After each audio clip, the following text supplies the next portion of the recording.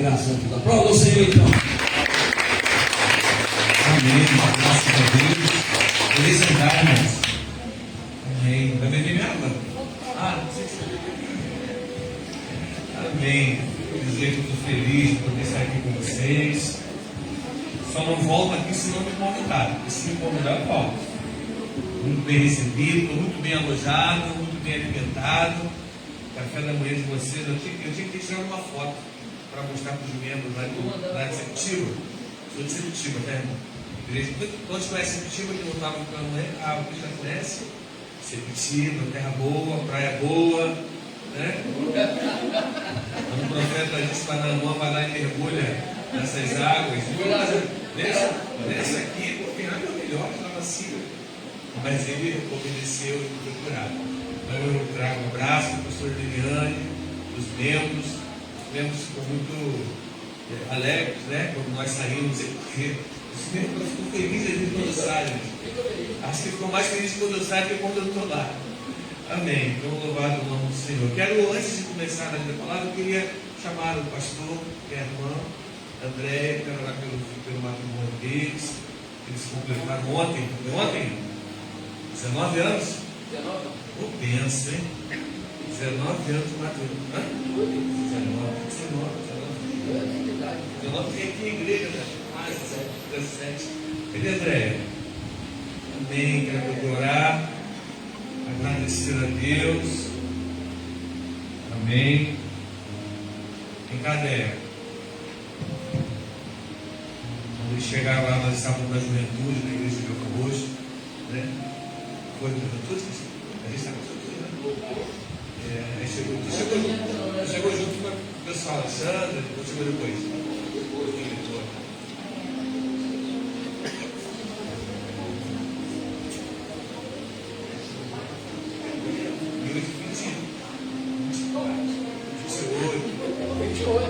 Amém. Que a palavra de Deus se cumpra na vida de vocês, né? No matrimônio de vocês. Parece que nós andamos na contramão. Não, nós não andamos na contramão. O mundo é que anda na contramão. O mundo hoje celebra o descasamento. O mundo hoje faz festa quando separar. E nós louvamos ao nome do Senhor porque Ele é o Deus da família. Ele é o nosso Deus abençoador. Isso não significa que não viemos lutas assim por 28 anos. Muitas vezes você tentou acertar aí com a panela. Muitas vezes. Eu sei que isso acontece porque eu também tenho 32 anos. E isso é difícil, né, irmãos?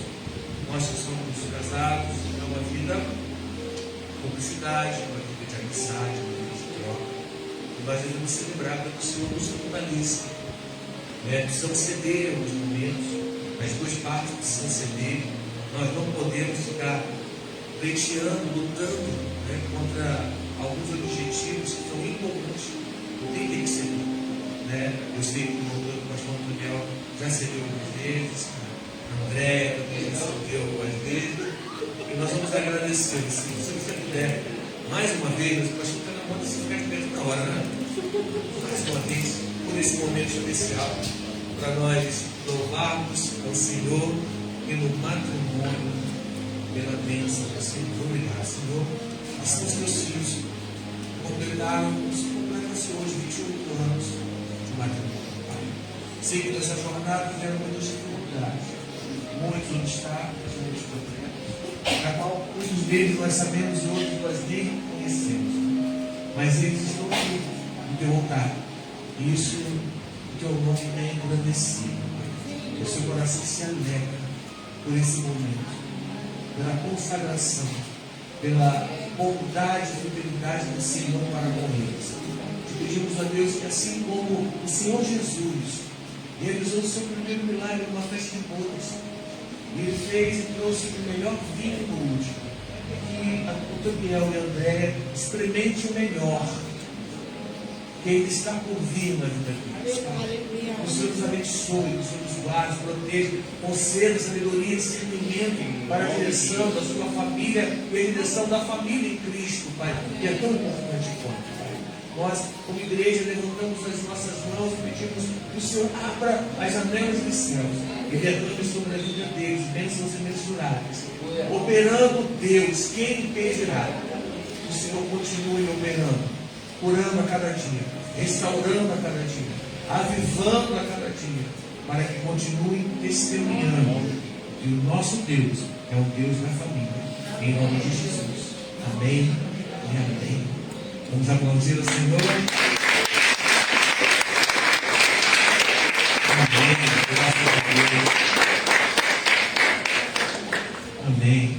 Graças a Deus. Pastor Daniel, o pastor faz tudo, né? Ele pinta, ele borda, ele faz.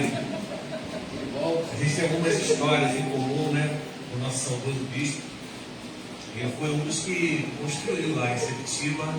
Ele estava lá. Ele mudou o projeto. Você estava fazendo o quê? Estava pintando? Ele foi pintar, E aí, alguns momentos especiais que nós realizamos no Ministério de Casais, né? Eu tenho certeza que essa unção e essa bênção do Senhor sobre a vida dele está sendo derramada aqui sobre esse ambiente, sobre essa igreja de Fé do Sul. Eu não conhecia esse bairro, né? Assim, eu fiquei muito feliz por ver todo o progresso do bairro, né? Olhar, passar pela orla da praia e ver a beleza que está ali, passar pelas ruas e ver a beleza das casas, né? É um ambiente totalmente diferente, né? Você vê a prosperidade desse lugar, e que a prosperidade permaneça não só nesse lugar, mas permaneça na vida de cada um de vocês. Amém? Eu quero orar pela palavra que vai ser ministrada agora. Queria que você fechasse os teus olhos. Obrigado, Senhor. Para mim é um privilégio poder estar aqui nessa noite, assim como foi pela manhã, e poder compartilhar junto com os irmãos de uma palavra. A tua palavra por si só, ela já nos edifica, mas traga a nós a revelação do teu coração para as nossas vidas, Pai. Quantos entraram por aquelas portas com uma perspectiva de uma esperança, de algo melhor, de uma palavra que pudesse trazer uma solução ou uma resposta para o dia posterior, Pai. Eu não tenho essa palavra, mas o Senhor tem.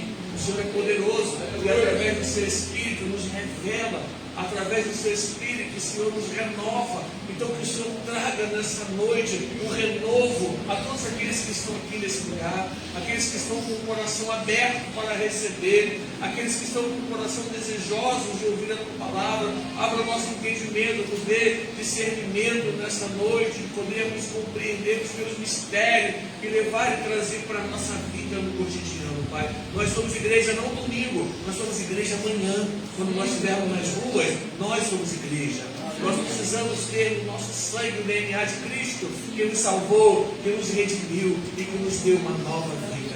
Obrigado, Senhor, por esse momento tão especial, pelos 17 anos dessa igreja. Que o Senhor continue derramando as suas bênçãos, Senhor. Eu quero voltar aqui no próximo ano e ver a prosperidade a cada dia sendo derramada pelo Senhor, nesse ambiente, nesse lugar, Pai. Eu profetizo sobre esse lugar, que as tendas dessa casa se alargarão, para que o teu povo possa se achegar, que o Senhor possa trazer aqueles que estão perdidos, aqueles que estão necessitados de ouvir uma palavra para esse ambiente, um ambiente totalmente favorável para ouvir a tua voz.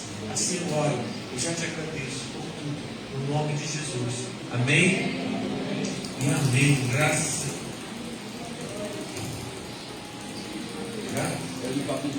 Já está para acabar?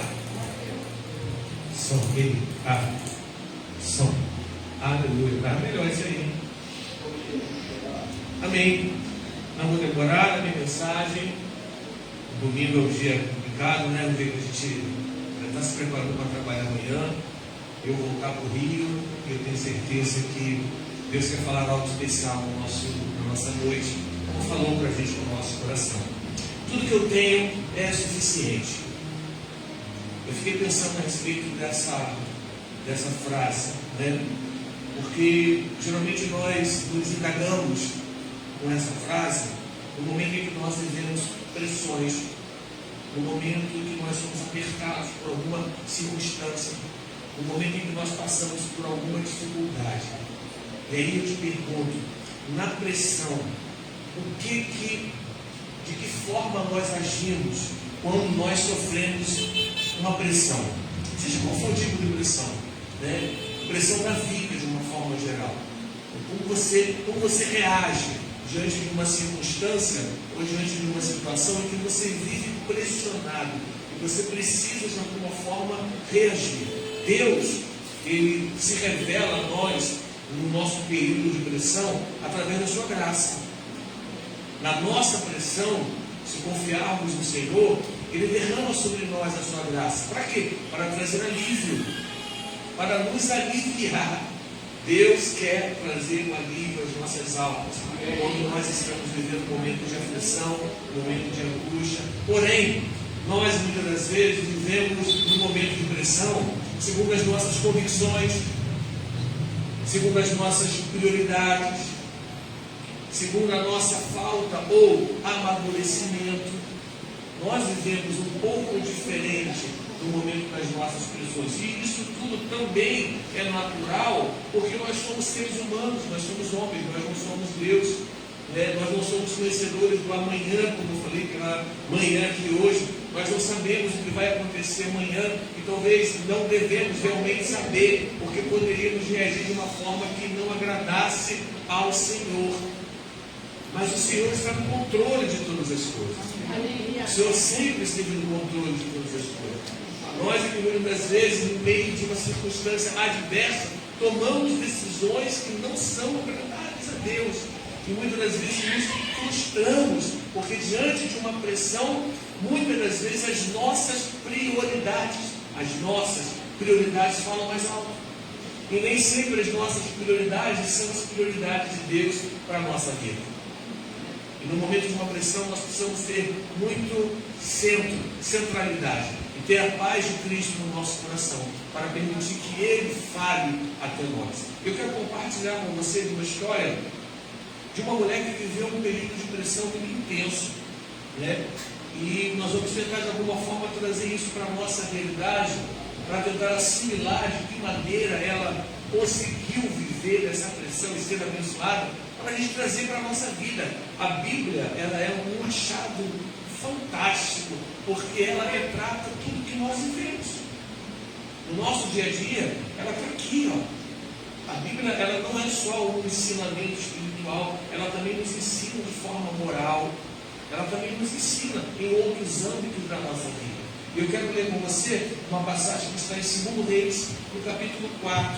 Quero ler uma passagem agora no Antigo Testamento, 2 Reis, capítulo 4, que é uma passagem muito conhecida. Não sei se você conhece, mas é uma passagem que conta a história de uma mulher viúva. Uma mulher que ficou viúva. E ela foi procurar socorro diante de um profeta. 2 Reis, capítulo 4, primeiro marco, onde você procura.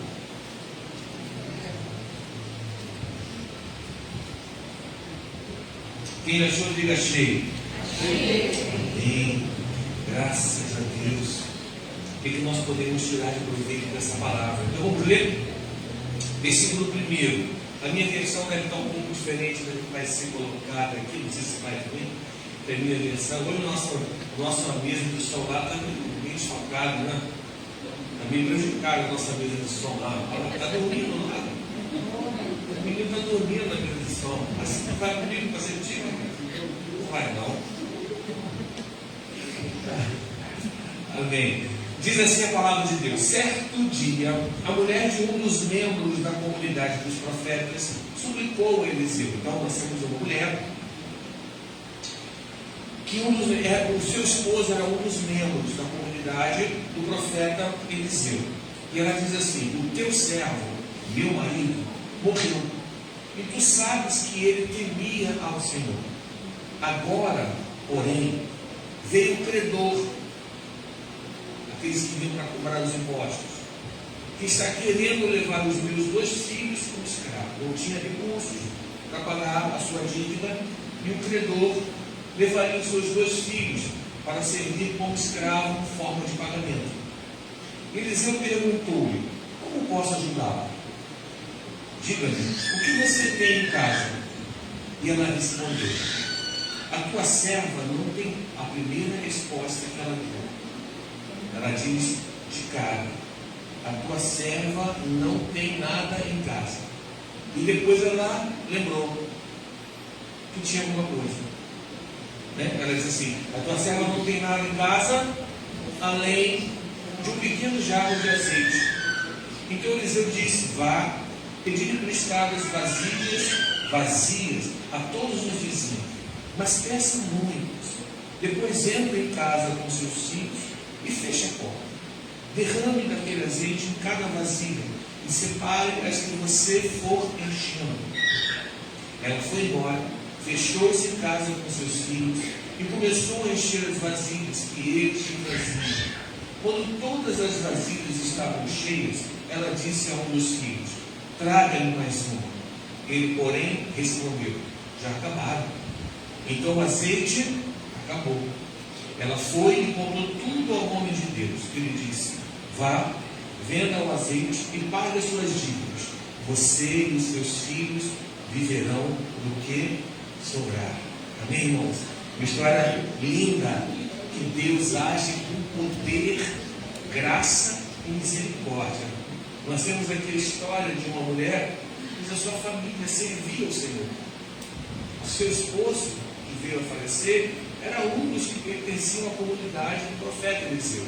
Provavelmente acompanhava o profeta Eliseu, provavelmente estudava a palavra naquele período, né, que era a lei de Moisés. Eles liam junto com os profetas. E ele veio, por algum motivo, veio a falecer. E essa mulher veio enfrentar uma grande dificuldade. E a única coisa que ela tinha em casa era um bocado de azeite. E nós sabemos que pela palavra de Deus, o azeite significa o que, irmãos? O azeite significa a unção. O azeite significa presença de Deus. O azeite significa capacitação.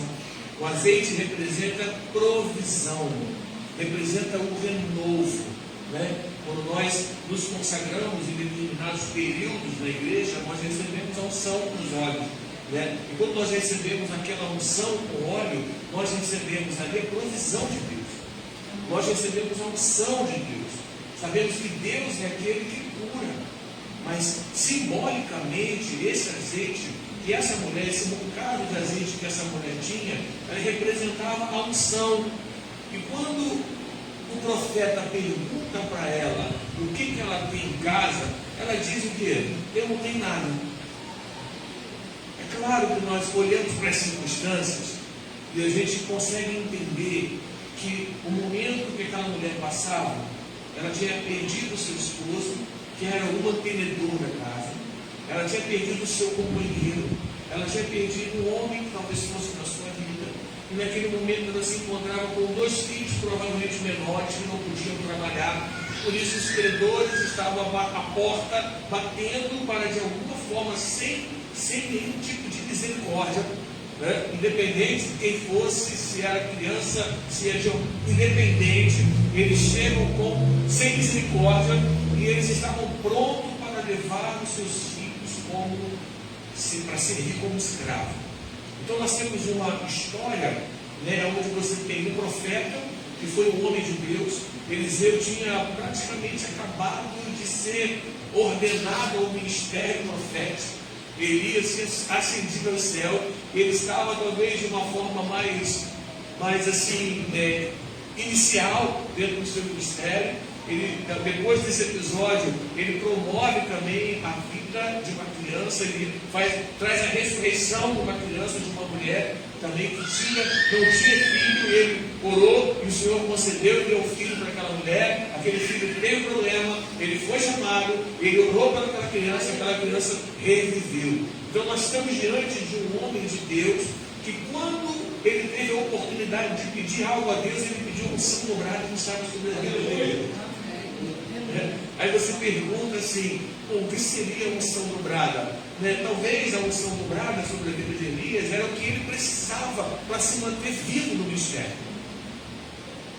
Não significa que ele queria ser mais do que Elias. Ele viveu com Elias. Ele viu tudo que Elias passou. Ele viu todos os desafios que o profeta Elias viveu diante de um rei, talvez o pior. A Bíblia fala que foi o pior, mas teve tantos, né? A gente nem sabe se realmente ele foi o pior. O rei Acabe. e Jezabel. Ele viveu dentro desse período da história que ele foi poderosamente usado por Deus para a manifestação do poder de Deus, mas tinha também as suas dificuldades. Também tinha. E Eliseu vai e pede a unção dobrada do Espírito que estava sobre a vida do profeta Elias. O Senhor concede isso a ele.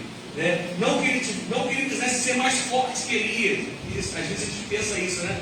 Eu quero a unção mais poderosa que Elias. Não, talvez ele tenha olhado, eu paro para refletir nesse texto e eu penso assim, ele pediu uma unção dobrada, porque se ele tivesse só a unção de Elias, talvez ele não conseguisse dar prosseguimento a tudo aquilo que ele precisava fazer. Eu preciso de mais, porque eu vejo tudo que o profeta Elias está passando, todas as aflições, e esse homem de Deus e aquela mulher poderia simplesmente pensar assim, eu estou indo buscar ajuda a alguém que deu assistência ao ministério dele. Eu estou indo buscar assistência a um homem na qual o meu esposo serviu na sua comunidade. Talvez não fosse aquela resposta que essa mulher esperava. Talvez ela esperasse que aquele homem, espera um pouquinho, vou ali no meu gabinete, vou pegar ali um pacote de dinheiro, vou te dar para você pagar a sua dívida, para pagar a sua pendência, e agora você vive em paz. Mas ela não ouviu isso do profeta. Ela ouviu algo que talvez tenha dado algum tipo de trabalho, mas ela também poderia desistir de tudo. Então a situação daquela mulher, eu quero que você, como eu, me transportei para esse texto e me coloquei na posição daquela mulher.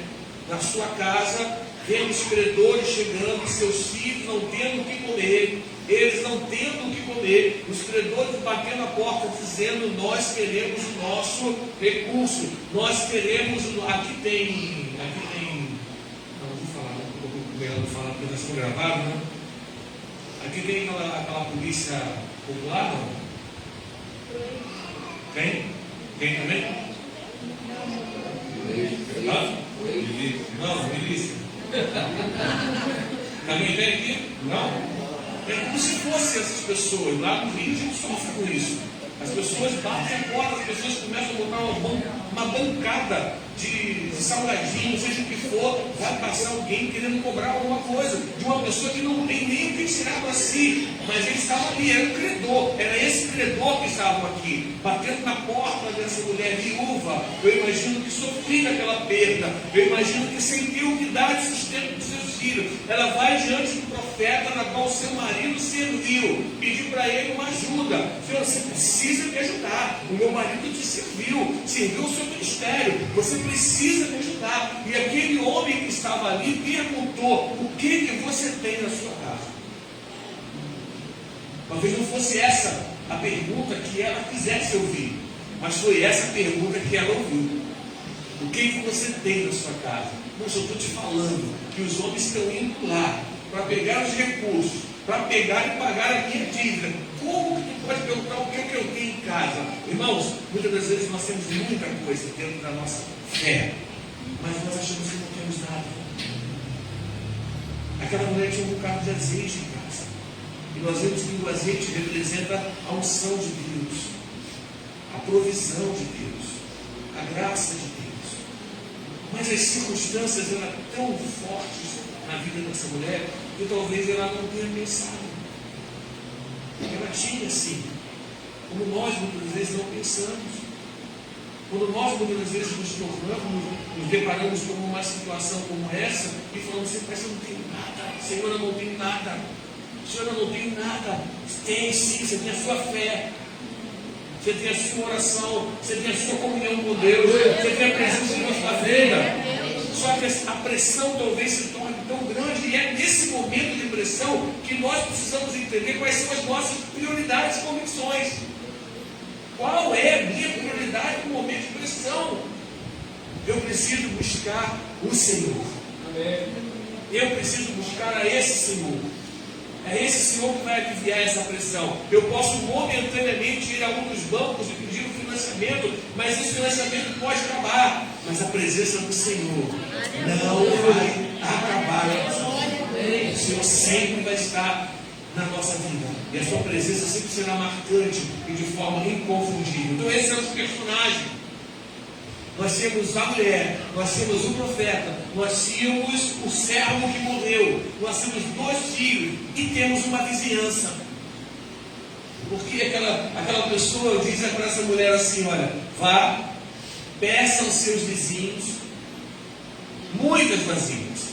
Não foi isso que ele falou? Ó, muitas vasilhas. Porque ele diz assim, versículo 3, Eliseu disse: vá pedir emprestado vasilhas vazias de todos os vizinhos, mas peça muitas. Ele foi enfático no que ele disse, né? Peça muitas. Então essa mulher obedeceu o que esse profeta disse.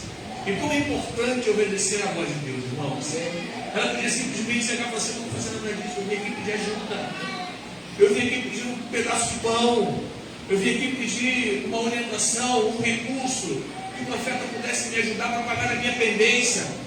E o profeta fala para mim ir pegar os meus filhos e correr a vizinhança, o que para elas deveria ser uma vergonha, o que para elas deveria ser algo muito íntimo. Elas não têm nada, as pessoas iam no credor e bater na sua porta, e de repente o profeta diz para você: vá, corra a vizinhança e peça vasilhas para essa vizinhança. Ela poderia simplesmente não ir, não é verdade, irmãos? Você concorda? Primeiro, porque ela estava numa situação difícil, dolorosa, uma dor que muitas vezes a gente não consegue dimensionar. Na realidade, nós não conseguimos dimensionar dores. Às vezes a gente acha que a dor do outro é menor do que a nossa. Mas quem nos diz isso? Quem é que mede essa dor? Quem é que mede a sua dor? Quem sou eu para dizer que a dor do irmão é mentirosa? Quem sou eu para dizer que a dor do irmão não pode levá-la a uma depressão, a uma angústia, a uma tristeza profunda? Quem sou eu para dizer? Quem somos nós para dizer isso? Então nós não podemos ter, e não temos esse medidor de dor, mas aquela mulher provavelmente está com um momento de muita dor. E aquele homem fala assim: ó, vá, pegue vasilhas emprestadas, entre na sua casa e feche a porta. Eu posso garantir para você aqui, quase 100% de convicção, que esse milagre só aconteceu porque essa mulher foi obediente. Ela obedeceu criteriosamente nos mínimos detalhes.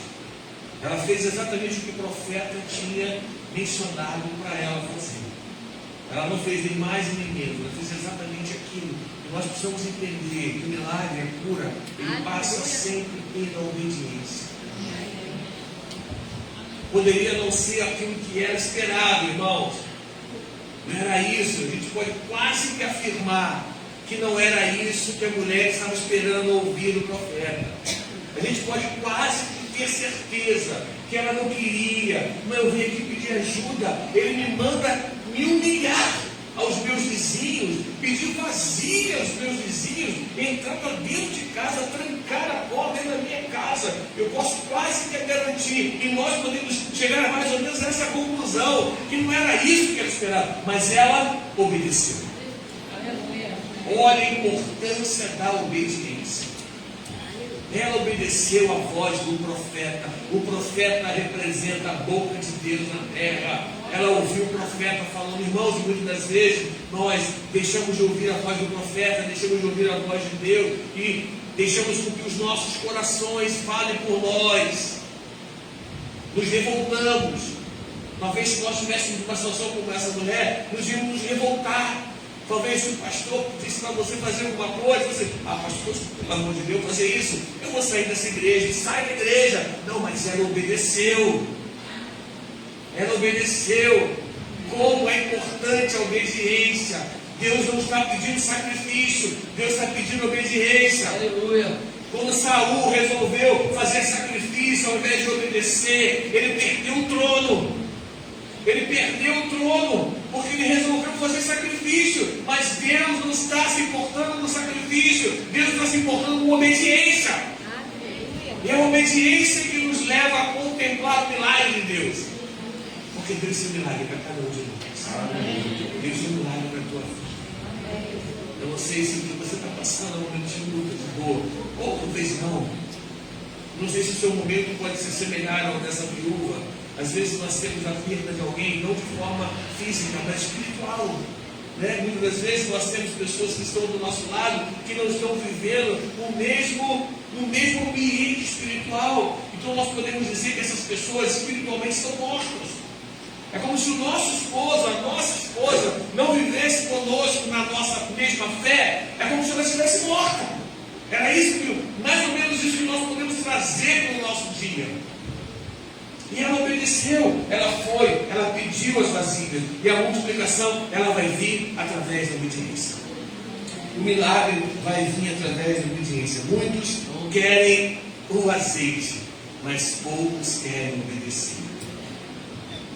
Muitos querem o azeite, porque o azeite representa o quê? A unção. O azeite representa o quê? O renovo. O azeite representa o quê? A presença de Deus. Muitos querem receber isso. Claro, todos. Você quer receber o som de Deus? Claro que eu quero. Mas você está disposto a obedecer? Depende. Então, aqui, o depende dela aqui não estava de acordo com as suas prioridades, convicções. O obedecer dessa mulher estava de acordo com a palavra de Deus, porque o profeta é a palavra de Deus. Aleluia. Muitos de nós queremos esse azeite, mas nós não queremos obedecer. E mesmo que a palavra diz que obedecer é melhor que sacrificar, mesmo que a palavra nos mostre com experiências de muitos homens que deixaram de obedecer a Deus e tiveram a sua vida ceifada, espiritualmente falando, ainda assim, muitas das vezes, quando se trata da nossa vida, nós não damos a prioridade a isso. Obedeça. Como se veio há pouco tempo que Naamã foi procurar o profeta. O que o profeta? O profeta nem saiu de casa. O profeta mandou um moço dizer para ele: vai lá na praia de Sepetiba e dá 7 mergulhos. Aí ele fala o quê? Eu moro em Itaquaçu, cara. Olha a praia de Itaquaçu. Cara, eu vou em Sepetiba dar 7 mergulhos. Ele me diz e estava pronto para ir embora. Não vou. E aí um dos que estavam com ele disseram: cara, o que custa você dar um mergulho nessa praia? Mas as praias lá são melhores. O que custa? Nós estamos aqui. E ele foi lá e deu saiu um bocado de lama, né? Saiu com um bocado de lama. Mas quando ele deu o último mergulho e levantou, ele estava sarado. Porque ele obedeceu.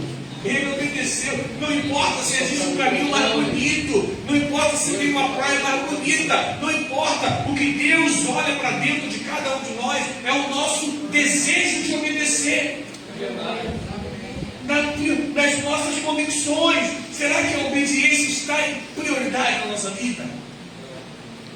É muito difícil. Mas quem disse que seria fácil? Alguém disse para mim, para você que seria fácil? Não é, porque muitas vezes vai de encontro ao que eu sinto. E esse troço do que eu sinto é um problema, né, irmão? Olha, não estou sentindo. Estou sentindo o quê, irmão? Não estou sentindo. A gente tem essa frase pronta. Não, se eu não sentir, né? Às vezes eu recebo pessoas no gabinete. Aqui, eu acredito que aqui, pastor Tonel não tem esse problema. Né? A pessoa vai no gabinete, a gente vai, ora no gabinete, a gente coloca na situação, a gente fala assim: olha, Deus está nos mostrando que você tem que fazer assim. Aí a pessoa vira para você e fala assim: eu vou orar a Deus. Mas já vem, cara. O profeta chorou. O profeta te deu direção. Mas sabe por que isso acontece? Porque não está de acordo com a sua vontade.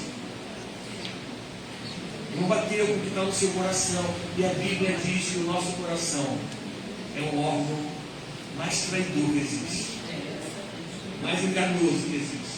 E também diz para que a gente guarda a porta do teu coração, bota uma chave nessa porta aí, para de ser bobo, que esse coração se derretendo todo. Por que está se derretendo todo? Porque esse coração mantém esse fio prumo. Ele quer te derrubar esse coração, ele quer extrair esse coração, ele quer arrumar uma cilada para você nesse coração. Ah, não, mas é porque eu olhei isso aqui. Olhou o quê? Toma jeito, toma domínio desse coração. Esse coração não pode te fazer cair novamente. Não estou falando só em termos sentimentais, não, tá, irmão? Não estou falando só em relacionamento de homem, não. Estou falando em tudo, nas nossas decisões. Nós estamos aqui sentados aqui e temos que amanhã ou depois, daqui a um tempo, tomar uma decisão. Das mais simples à mais complexa. E eu deixo meu coração falar por mim. Não deixa não. Senhor, toma a direção da minha vida. Não permita que eu faça o que eu não posso fazer. Não permita que eu venha desagradar e desapontar o Senhor. Não permita que eu seja desobediente. Não permita que eu fuja da tua palavra. Aleluia. Não permita, Senhor. Aleluia. Por mais que a pressão seja intensa, controla os meus passos, controla a minha mente, controla meus pensamentos. Mas ela seguiu as instruções do profeta, ela fechou a porta e começou a encher as vasilhas. Começou a encher. Glória a Deus, irmão. Aonde surgiu esse azeite, onde surgiu esse óleo? A provisão de Deus. Sai do nada. O simples se torna muitas vezes complexo. Nós não esperamos por isso. Algo simples, né? Vai nas vasilhas, só entra com teus filhos, vai dentro de casa, fecha a porta, ninguém precisa saber. Irmão, tem coisas que ninguém precisa saber. Para de contar a tua história, a tua vida para todo mundo. Quem tem que saber da tua vida é Deus. Às vezes nós abrimos a porta da nossa casa e quando nós vamos ver sair ruínas. E não entendemos porque está em ruínas, porque entrou um espírito de inveja, entrou um espírito de ciúme, entrou um espírito de contenda, entrou um espírito de ambição. Mas tem nada a ver, eu estou tão feliz. Contemple a tua felicidade com Deus. Glorifica o Senhor por isso que Ele te concedeu. Para de falar da tua vida, da tua história, dos teus planos, dos teus sonhos, do que você vai comprar, do que você vai fazer, dos seus planejamentos. Para de falar. Quem tem que saber da tua história é você e Deus. Deus é que tem que dar o amém. É Deus que te dá o amém. Não fique esperando do outro o amém do outro. Porque existe o espírito de inveja, de ciúme, de contenda. E muitas das vezes, da onde a gente menos espera. De onde a gente menos espera, vem uma flecha. Vem uma flechada. O que ele pediu para aquela mulher é uma coisa muito simples. O azeite ele cresce na proporção das vasilhas. Você viu aqui que em determinado momento o azeite parou, não viu? Mas não foi o azeite que parou. Foram as vasilhas que acabaram. Enquanto tiver vasilha, vai ter azeite. Se tivesse mais 1000 vasilhas ali, seriam enchidas 1000 vasilhas com azeite. Pastor, mas o que essas vasilhas elas representam? Essa vasilha representa a tua busca por Deus. Aleluia! Se você busca Deus em espírito e verdade, Ele vai ser presente na tua vida. Isso é essa vasilha. Se eu estiver buscando ao Senhor, Ele vai derramar o seu azeite sobre a minha vida. Ele vai derramar esse azeite que representa a unção, que representa a presença, que representa renovo, que representa o milagre de Deus, a provisão. O azeite que representou a provisão da vida daquela mulher. E às vezes nós estamos sem provisão, estamos sem provento. Busca o Senhor, porque Ele vai derramar a unção da provisão sobre a tua vida. Essas vasilhas representam a sua entrega. Olha, quanto tempo tem aqui de jejum?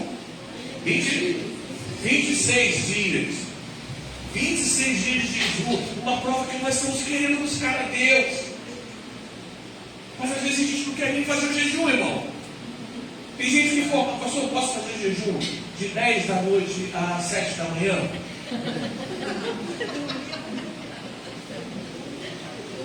Gente, estou brincando, estou rindo. Olha, cada uma que aparece.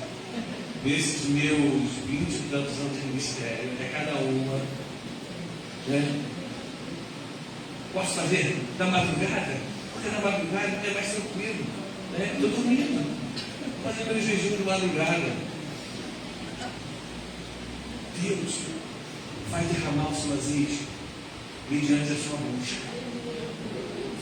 Nós queremos muito azeite, nós queremos muita unção, nós queremos muita provisão, mas uma coisa está atrelada à outra. Sabe por quê? Porque Deus é justo. Deus é justo, irmão. A Bíblia, a palavra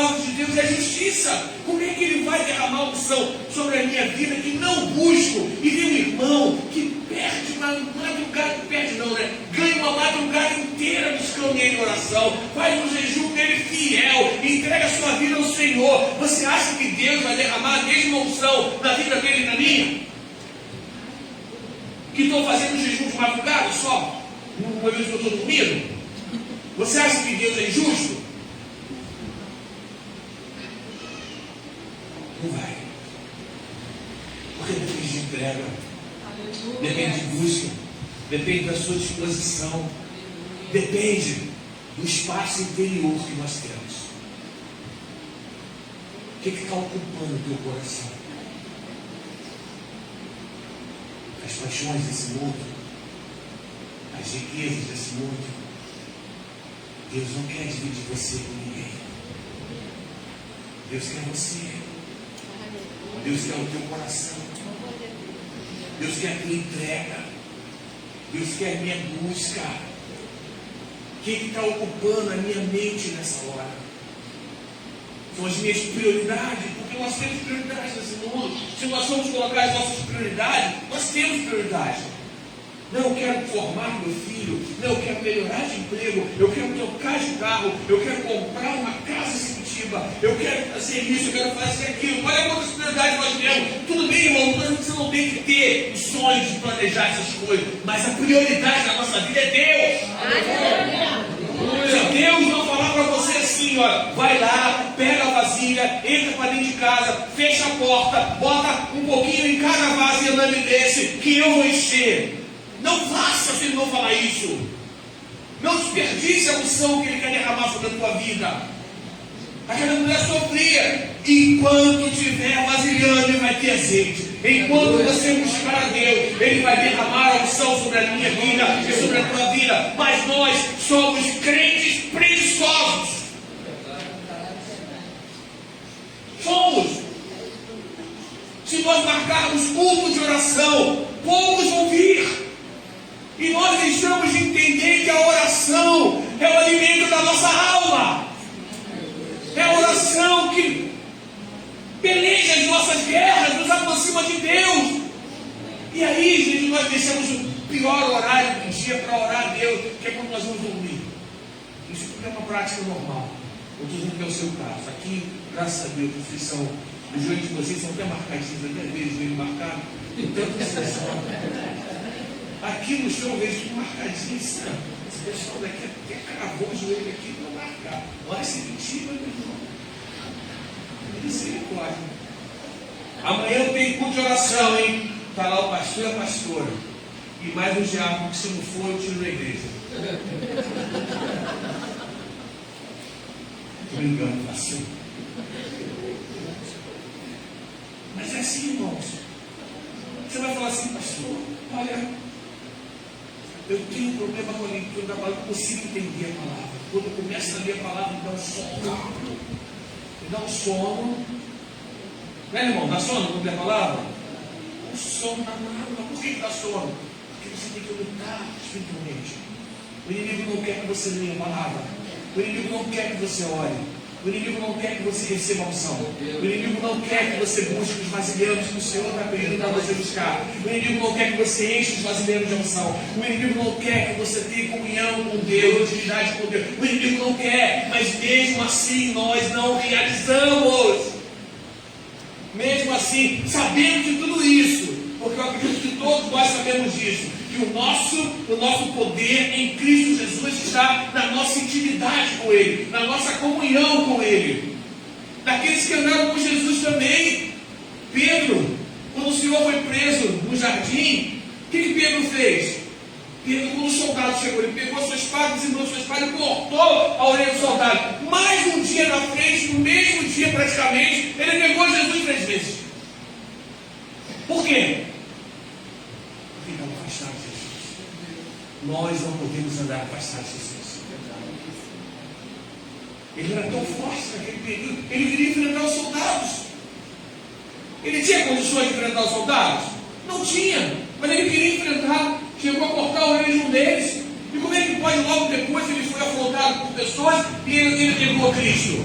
Porque ele estava distante de Cristo. Nós não podemos andar distante de Cristo, porque se eu andar distante de Cristo, eu vou fazer a minha vontade, e a minha vontade não é fazer aquilo que está na palavra de Deus, porque a minha carne é pecaminosa, a minha carne tem inclinação para o pecado. Se eu não controlar a inclinação da minha carne pelo poder do Espírito Santo, eu vou perecer.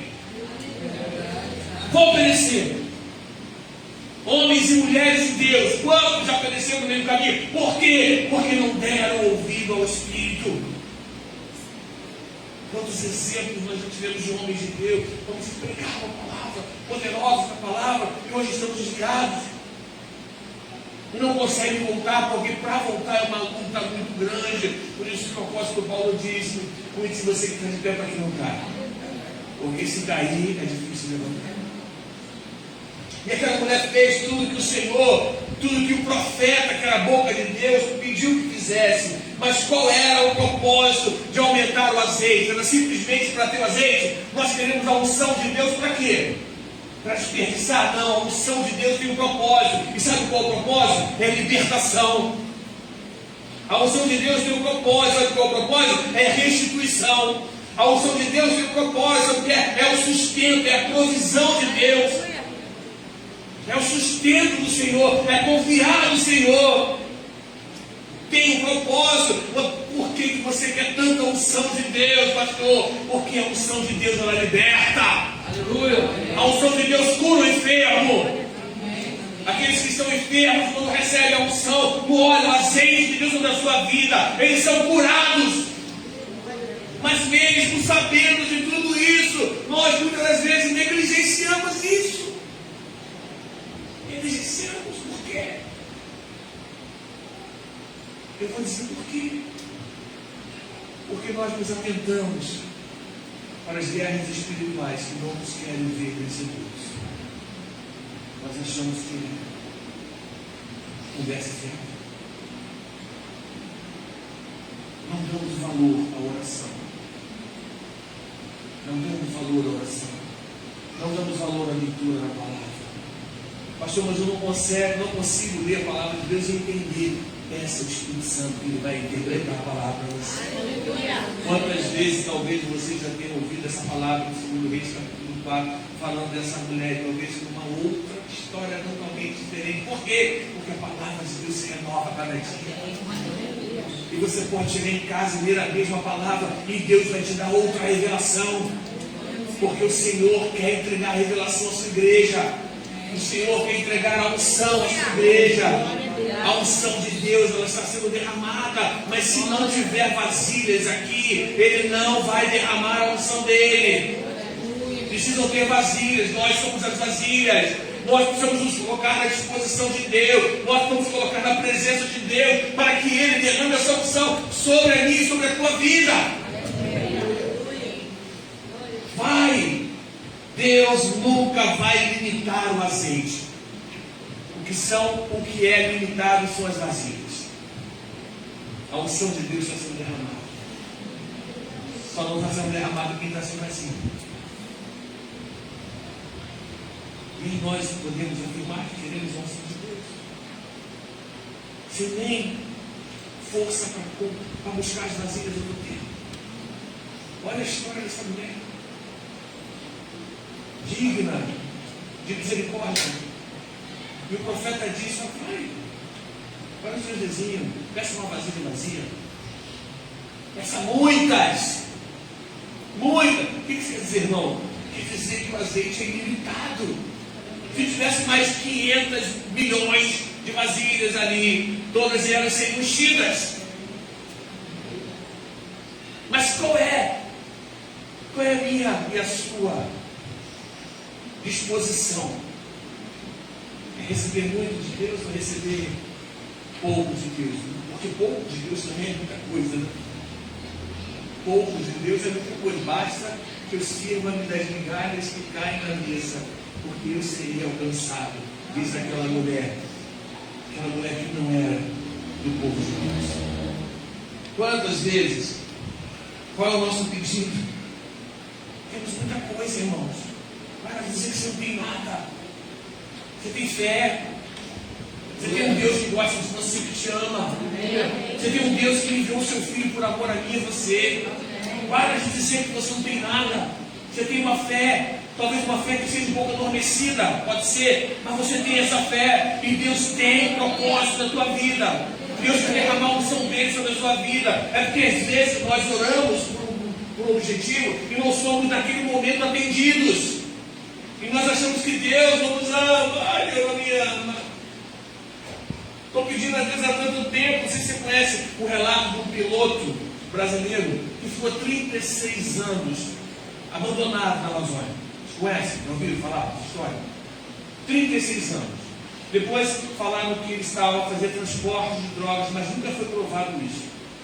E o avião deu pane no meio da Amazônia. Ele conseguiu pousar no meio da floresta amazônica.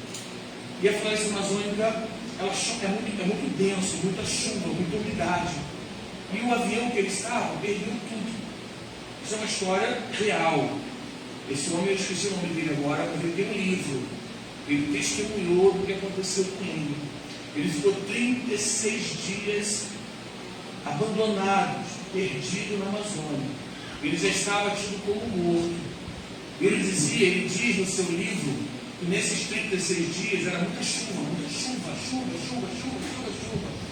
Ele não podia nem fazer um braseiro para se aquecer, porque a chuva vinha e apagava. Ele não podia deitar no meio da folhagem, porque a folhagem estava toda úmida, cheia de bichos, enfim, muito difícil, 36 dias. E ele dizia assim: olha, todos os dias eu levantava, eu deitava, falava para o Senhor: Senhor, faça não chover. E no segundo dia, gente, tem que perseverar. No segundo dia, a mesma coisa. No terceiro dia, a mesma coisa. 36 dias ele pedindo para Deus para não chover. E Deus mandava um aguaceiro de chuva. Depois desses 36 dias. Isso aí, Antônio. Depois desses 36 dias, chegaram perto dele 4 castanheiros no barco. E a primeira coisa que ele ficou indagado foi: mas de onde vocês saíram? Como é que vocês chegaram até aqui? E eles relataram: e se não tivesse chovido tanto de chuva que aconteceu, eles jamais conseguiriam chegar.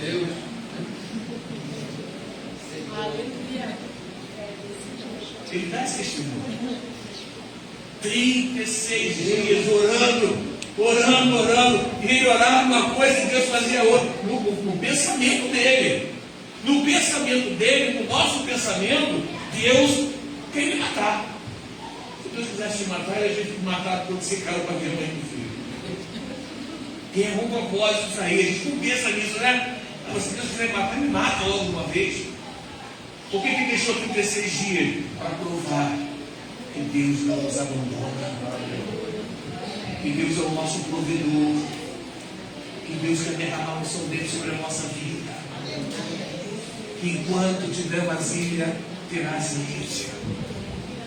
Nós somos a vasilha, porque nós precisamos da unção de Deus.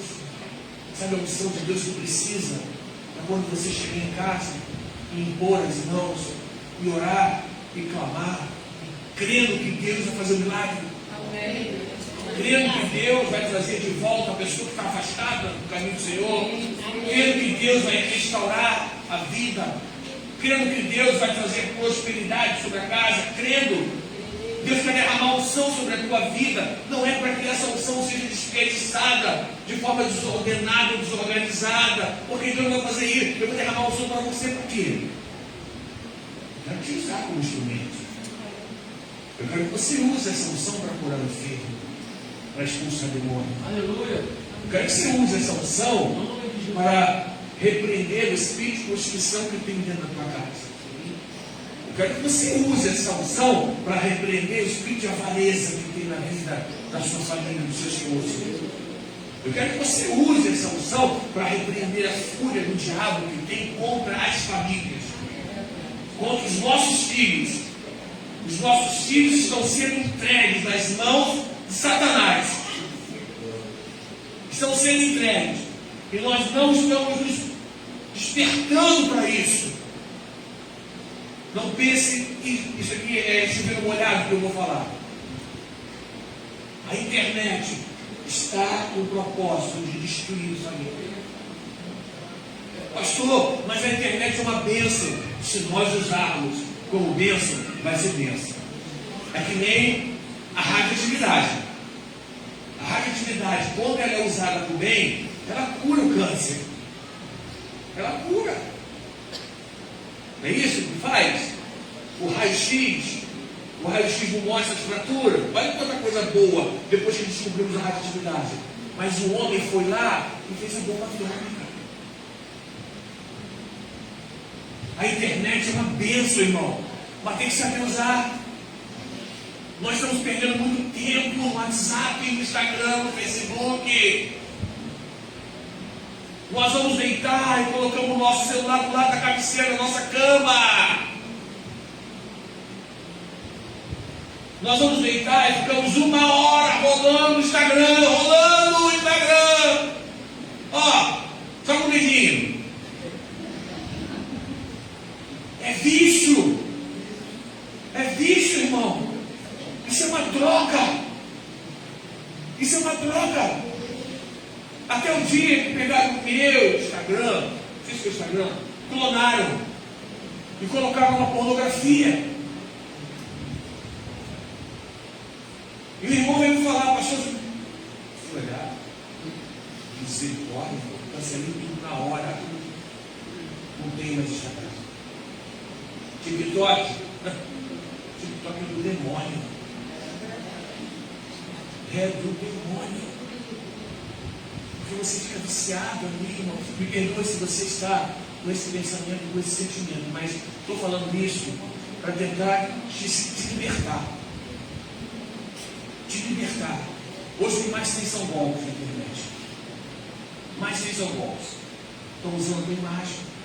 Vão usar a tua imagem para pedir dinheiro. Vão usar a tua imagem para botar uma foto pornográfica. Vão usar a tua imagem para fazer. Olha quantas coisas. Pastor, mas não é uma bênção? É uma bênção. Eu que sou professor, eu uso a internet. Para mim é uma maravilha. Uma maravilha. Me ajuda muito. Eu tenho uma dúvida em alguma coisa, eu vou lá no IAD. Ele resolve para mim lá, ele mostra direitinho. Mas, meu irmão, se eu pedir outras coisas também, ele vai fazer. Sabe qual é a palavra mais acessada na internet no mundo? Sexo. A palavra mais acessada no mundo é sexo. E às vezes a gente está olhando, aparece uma cena, do nada. E do nada, olha, parecia uma mulher pelada aqui. Parecia um homem pelado. Do nada. Do nada. Tu está sendo vigiado 24 horas por dia. Tu está sendo vigiado 24 horas por dia. O diabo está doido para ceifar a tua vida. O diabo está doido para destruir a tua casa. O diabo está doido para tirar a tua salvação. Eis que estou à porta e bato, diz o Senhor. Os dias são difíceis, mas olha, se mantém firme. Busque a unção de Deus. Estreite os teus laços com o Senhor. Busque intimidade com Ele. Leia a palavra de Deus. Ganhe tempo na oração. Dobra o teu joelho. Não dê o pior horário para Ele. É o horário que você está com sono, que você vai dormir. Você vai ajoelhar na tua cama quando você está roncando. Está ajoelhado roncando. É o pior momento que nós vamos para o Senhor. É o momento de nós dormir. Quem está dormindo aí, diz amém. Quase que tu deu amém. Ele quer fazer isso, destruir. Mas o Senhor quer salvar. Graças a Deus, nós temos um profeta que pôde falar com essa mulher. Graças a Deus que nós temos a palavra de Deus que quer encher o teu vasilhame na unção dele nessa noite. Eu quero que você fique de pé nessa hora. O Senhor quer derramar a unção sobre a tua vida. O Senhor quer curar a tua vida. O Senhor quer te restaurar. O Senhor quer trazer avivamento. O Senhor quer liberar sobre a tua vida uma unção renovada. Eu creio, você crê, irmão? Creia que o Senhor quer renovar a unção dele sobre a tua vida. Creio que você não veio aqui nessa noite à toa. Você vai sair daqui renovado pelo poder do Espírito de Deus. E ele te diz assim: tem vasilha aí? Tenho, eu sou vasilha. Eu sou a vasilha. Ele é o azeite. E Ele quer se derramar sobre a tua vida. Ele quer trazer um renovo na tua vida. Coloque a mão no teu coração. Amém. Desce não, pastor. Que palavra abençoada, né? Eu não sei se você vai sair daqui abençoado essa noite, mas eu vou. Eu peguei minha vasilha, você pegou a sua? Então não larga ela não. Né? E se ela for pouca, você pede pro seu irmão do lado, me ajuda aí, empresta umas vasilhas, né? Me ajuda aí em oração, e o Senhor é bom. E eu queria muito agradecer, né, ao nosso pastor. Quero dizer que estou muito feliz. É muito bom receber de Deus, receber uma palavra nova. E é um carinho muito grande, né, irmãos, que nós temos por eles. É uma família que nos ensinou, nos orientou e graças a Deus chegamos até aqui. Como eu falei, né? Cheguei lá no 4º ano de casamento, fazendo boda de flores, e eles oraram pela nossa vida. E hoje, 24 anos depois, sendo apacentada por eles, nos ensinaram muito bem o caminho. Mas como ele pregou, se a gente não tivesse obedecido a palavra, nada disso teria sido possível, né? Então obedeça a palavra de Deus. Eu queria convidar vocês a estender a sua mão para cá. Ele esqueceu de falar, hoje ele não falou, a noite ele não explicou. A nossa pastora Eliane, né? Ela estaria aqui conosco.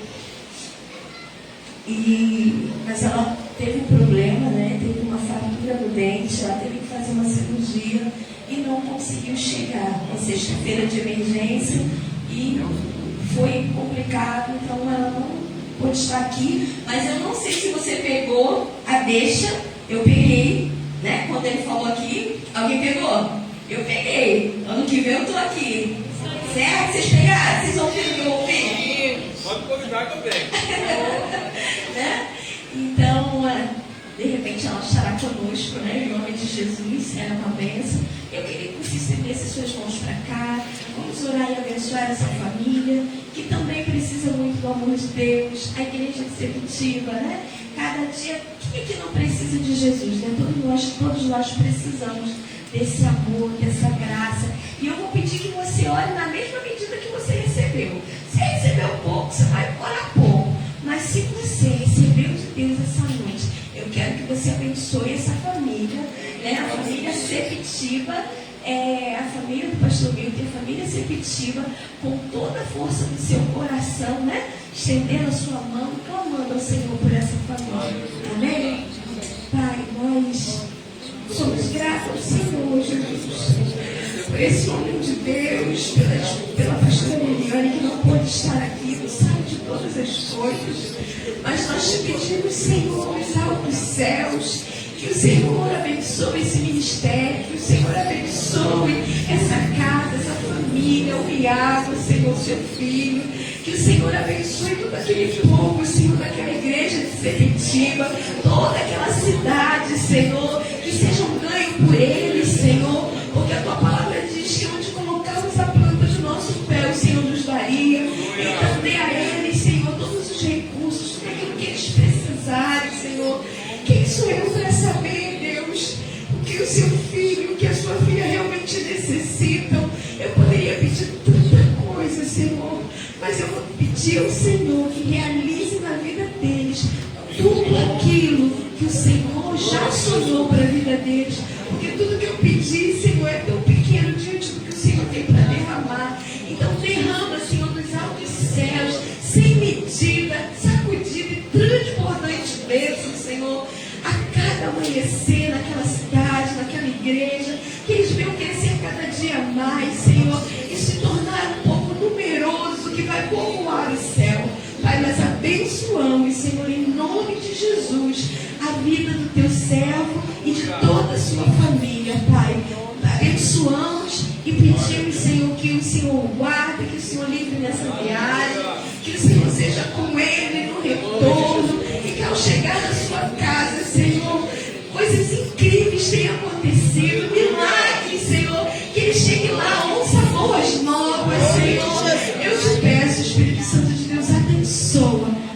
dos teus filhos para a glória do Senhor. E se você concorda comigo, diga amém. Fala assim, Pastor Milton, eu abençoo a sua casa, a sua família, a sua igreja, em nome de Jesus Cristo. Amém. Aplauda o Senhor. Obrigada, Jesus.